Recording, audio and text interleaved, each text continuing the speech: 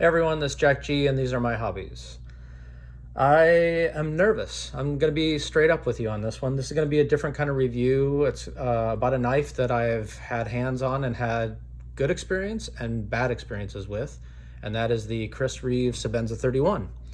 So if you're interested in learning about knife returns and what that's like, and issues that I've experienced with the Sebenza 31, or whether or not, as most people ask me, is it worth spending this much money on what arguably is a grail knife. And this is the small Sebenza 31. You can see my other videos where I compare this to the 21, which I'll speak to a little bit here in this video. But mostly I just want to talk to you about my experience with the 31 and whether or not I would consider this one of the best knives of 2020 because it technically came out in 2020, or whether or not it was one of the worst experiences that I've had in the fact that I've spent this much money on this knife. So this is going to be a little bit controversial. Some people aren't going to like this video, but if you want to learn about what I think about and the quality of knives and spending money on knives, and frankly, working with companies to return knives, I have a lot to say about that. So hopefully you'll find some good information here. And for those that are strong Chris Reeves fans, you may not like what you're going to hear, or you may actually love it, which I think you will in the end. Anyway, let's get to it. So this is the Sebenza 31. Here's kind of the parts list. We're going to talk about some of these parts. You've already seen some of my other videos, so I'm not going to talk about that much, but this pivot bushing and the pivot screw, which is the screw here, right, that the knife blade pivots on, right?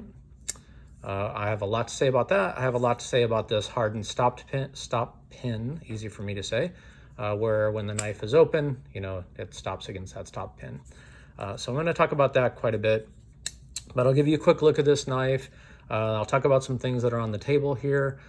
This is a beautiful titanium, kind of bead blasted. It has a little bit of grip to it. If you haven't had hands on the Sebenza, if you have, well, then you already know. But it's just a really nice job in the chamfering here. It just fits really well in hand. I have medium-sized glove hands.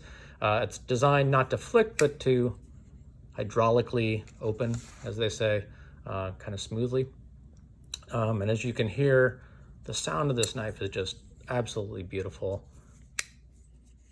And in my medium-sized glove hands, it fits just absolutely perfectly. Nice place for your finger here as well. Just a gorgeous knife, and the blade is just absolutely beautiful. I think it's one of the most beautiful blades there is.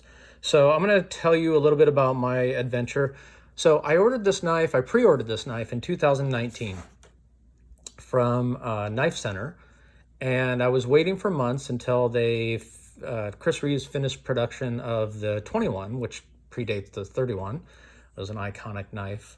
And this borrows pretty much everything from that knife, except for a couple things that I think they made better and arguably made worse. So I wanted to kind of talk to you about that when you're making a decision to buy your knife. So I waited for Knife Center to send it to me. It finally arrived, it was several months later. It arrived, I want to say end of February, probably beginning of March. And I was one of the first people to get it. And so I was super thrilled when it came. Actually, I ordered the small. I thought I ordered the big because the large actually came.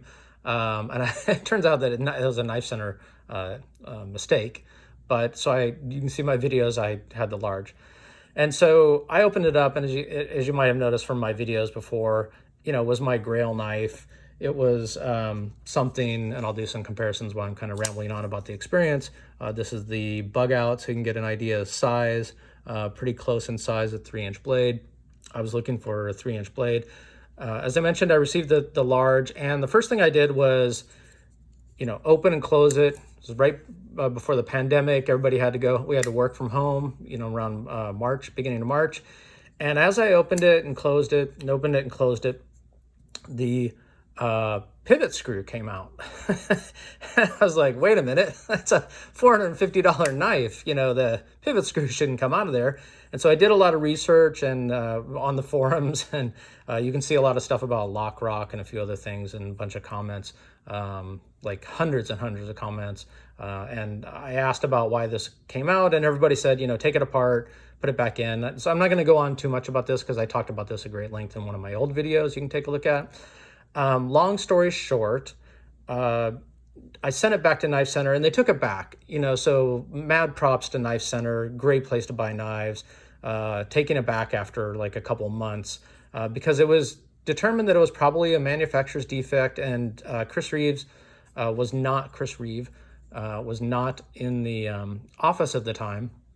So I couldn't send it back to them, or then they couldn't repair it. So Knife Center took it back, and I was really, you go from wanting this Grail. It was the most expensive knife that I've ever purchased, and you go from this like elation to getting your Grail knife, and the feel in hand, it's what everybody said it was going to be like, and the quality, the build, like this titanium is like no other titanium that any other knife that I have, just like quality, and you can just tell how solid it is.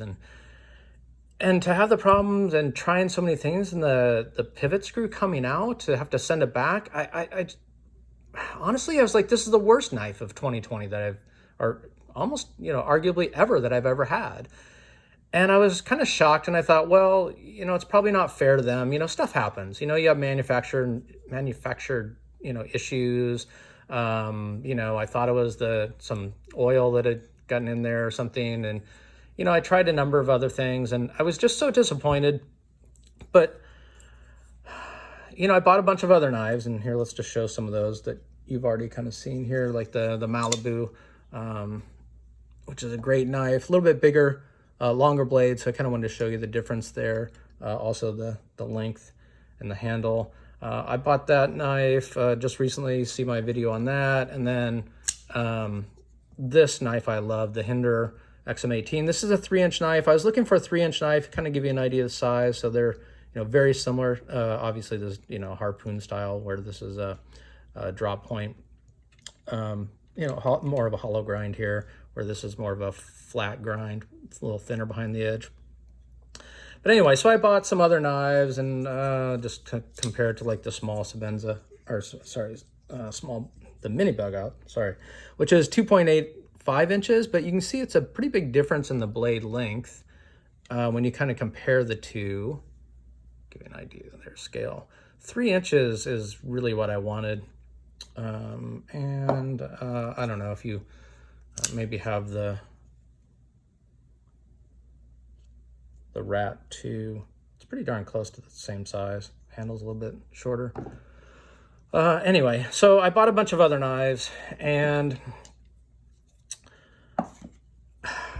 honestly, many months later, I was looking for the perfect 3-inch blade, and this knife really has everything that I wanted. I mean, it had the perfect amount of jimping here. They got rid of that little notch that I didn't like. It fits so well in hand, although I had the large. I really kind of wanted the small, and I thought, well, maybe they fixed the problem by now. It's been several months. So unfortunately, Knife Center didn't have these in stock, and I was looking for the dual thumb stud, which I wanted, as opposed to the thumb stud on the right only. And just to give you an idea, it's not the thumb stud on the left, for if you're looking for lefties, ambidextrous. You can't really get your thumb in there very well, but you can one-handed if you kind of pop your finger underneath the thumb stud on both sides.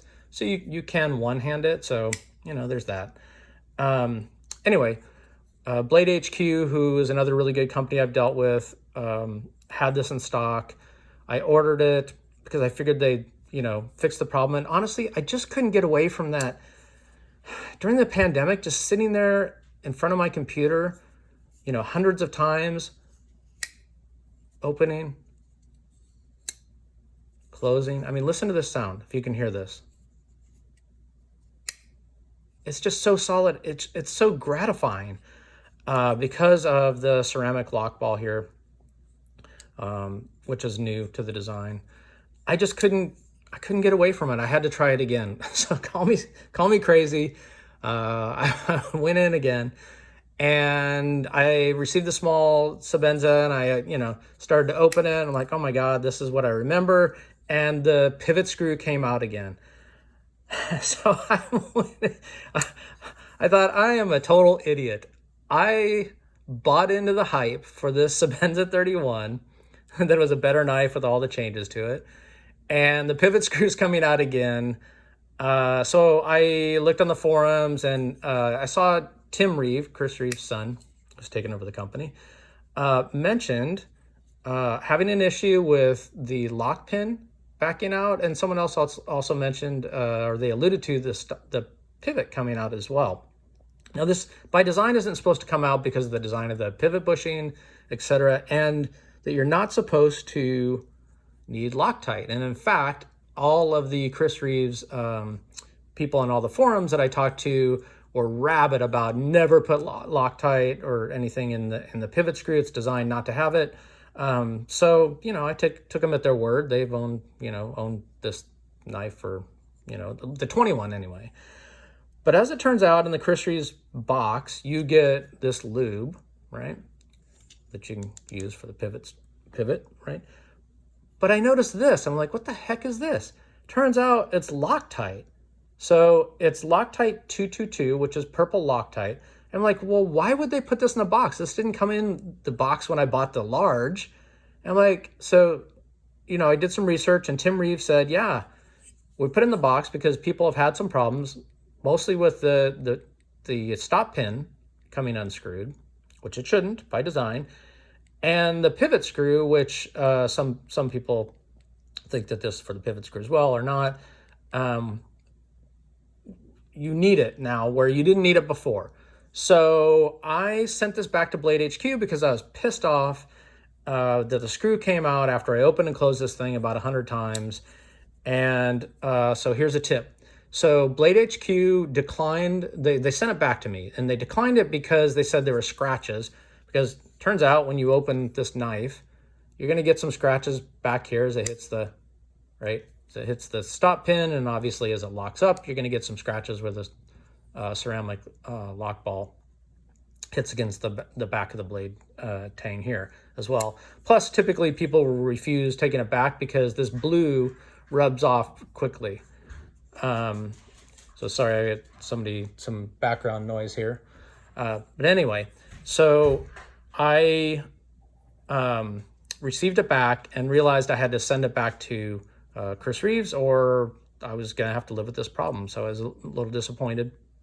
But I decided to try the purple Loctite, and I did. So I put it on there. I let it set for 24 hours, as you should.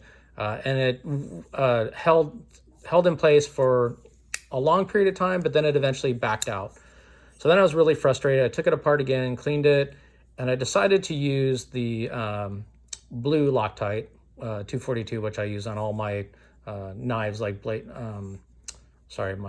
Benchmades, etc., that are kind of designed to take Loctite, to be honest, even though this knife wasn't.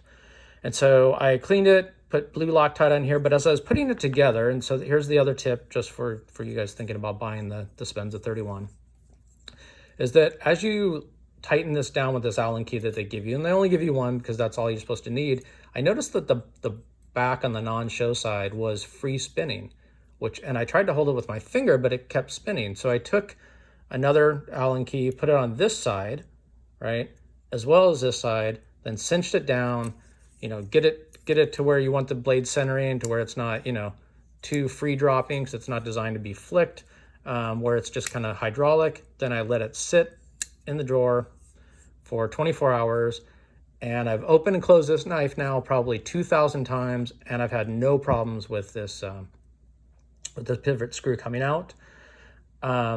They say that the reason that this is probably happening is because when you open the knife and it hits against this hardened stop pin, now it's now hardened, the vibration is causing these screws to start to back out. Now, arguably, they should be able to fix this with some different threading, etc., and you shouldn't have to do this on your Sebenza 31, just like you didn't have to on your Sebenza 21. So ever since I've done that, this knife has worked perfectly. And I think it's just something that people, especially coming from the Sebenza 21, have to get used to, that you're probably going to have to put a little bit of Loctite on here. And arguably I shouldn't have had to use another Allen key on this side to tighten this down, but I did. So just to give you a little hint. Now, am I happy about this knife now? Quality-wise and price? Yes. I think this is one of the best knives of 2020 with all the improvements. You can see my other videos on that. You know, it still has some of the flaws, obviously, where the lanyard, you know, rubs against the tip of the knife. It's just, you know, every knife has little weird quirks. But the quality of this titanium, the solidness of the build, and had I known that I had to put Loctite on here as opposed to having the expectation of not, and to tighten this down, in the beginning, I would have been much happier. So I just want to let you all know that I think it's worth the money. It's one of the best 2020 knives there is, but don't use the expectations you had on the Sebenza 21 that you'll have on this. So would I consider this a grail knife? And I actually like the small 31 as opposed to the large that I had because it fits in the pocket much better.